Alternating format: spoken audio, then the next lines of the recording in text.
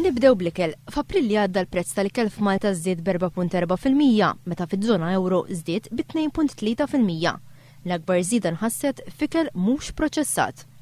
Imorru għal-gass fejn f'sena l-prezz tal-gass żdied b'52.4%, meta f'pajjiżi oħra żdied biss b'9%. Żieda li ma tistax tkun attribwita tneħħija ta' sussidju għaliex dan ilu l-ispiċċa minn Settembru ta' sentejn ilu. Niġu għal-fjuwil u naraw iż-żidiet li kellna fl-aħħar xahrejn. F'Marzu l-fjuwil f'pajjiżna kien 22% ola minn Marzu tas-sena ta' qabel. F'April reġa' ola biex il-prezz kien 17.2% ola minn April tas-sena l-oħra.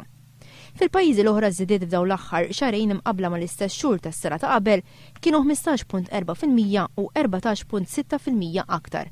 Dan ifisser li l-fjuwil żdied ferm aktar f'pajjiżna.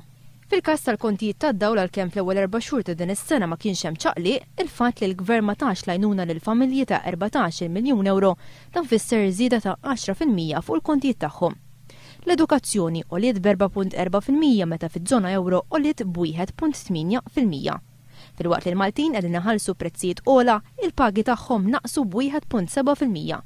Mhux l-istess jista' jingħata l-pagi ta' barra li żdiedu b'1.7%.